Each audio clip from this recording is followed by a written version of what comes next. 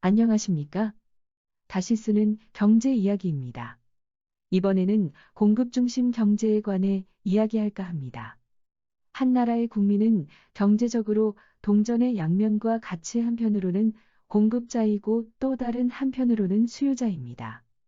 그런데 공급 중심 경제란 공급자로서의 국민을 중심에 두고 펼치는 경제 제도를 말합니다. 이 공급 중심 경제가 우리 사회에 어떤 영향을 미치는지 한번 살펴보겠습니다.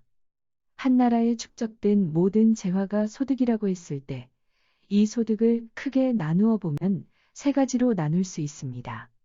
유동소득 완제품이 아닌 모든 재화, 생산소득 생산에 사용되는 모든 재화, 생활소득 생활에 사용되는 모든 재화.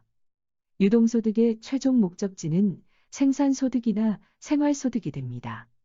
그리고 생산소득 역시 그 경로를 끝까지 추적해보면 결국에는 생활소득을 생산하는 과정이었다는 사실이 드러납니다. 그러니까 모든 생산의 최종 목적지는 생활소득 즉 소비재가 됩니다. 그런데 우리나라의 경우 최종 수요인 소비의 성장은 거의 멈춰 있습니다. 그런데도 공급 중심 경제는 공급 능력이 수요 능력을 훨씬 능가하는데도 불구하고 정부의 지원을 통해 공급 능력을 더 높여야 한다고 주장하는 것입니다. 이 주장은 경제 원리를 무시하는 처사입니다. 경제 원리상 경제가 지속해서 성장할 수 있는 유일한 방법은 공급 능력과 수요 능력의 동반 상승이어야만 가능합니다. 수요가 뒷받침되지 않는 공급은 있을 수 없기 때문입니다. 그리고 수요와 공급을 균형 있게 유지하면서 경제가 성장하는 방법으로 공급 중심 경제는 유용한 제도가 아닙니다. 왜냐하면 수요자로서의 국민은 모두 고객으로서 규모의 차이는 있지만 그 성격은 똑같습니다.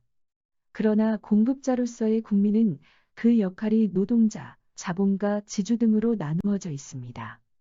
다시 말해 정부가 공급자로서의 국민을 지원하면 결국 자본가만 지원하는 형국이 됩니다. 그리고 어떤 형태의 지원이든 자본가는 그 지원을 자본가 자신의 이익을 극대화하는 방법으로 활용할 가능성이 매우 큽니다. 설사 그 지원을 공급 능력을 높이는데 사용한다고 해도 문제는 남습니다. 애당초 공급 능력이 수요 능력을 능가하는데도 불구하고 공급 능력을 더 지원해서 공급 능력과 수요 능력의 불균형을 더 심화시키는 결과가 되기 때문입니다. 이럴 경우 이 불균형을 해소할 수 있는 유일한 방법은 무역의 불균형 즉 순수출을 발생시키는 방법 말고는 없습니다. 그렇게 되면 결국 자국민의 소비 능력을 저해해 내수 시장을 축소하는 결과로 이어질 것입니다. 내수 시장을 축소해 국내 최종 수요자의 소비 능력을 저해함은 말할 것도 없고 그 영향으로 실업자가 늘어나고 경제가 활기를 잃어가는 결과를 초래하게 될 것입니다.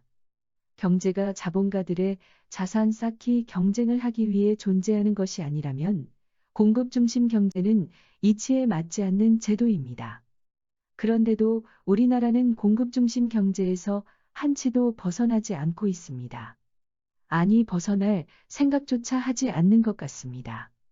자본주의 시장 경제의 핵심 원리는 두말할 필요도 없이 모든 공급자가 자신의 최대 이익을 목표로 경쟁을 하는 것입니다.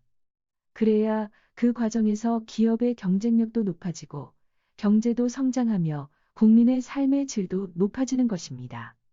공급 중심 경제는 일부의 공급자가 경쟁을 피하고 소비자 이익에 기생할 수 있도록 도와주는 제도입니다.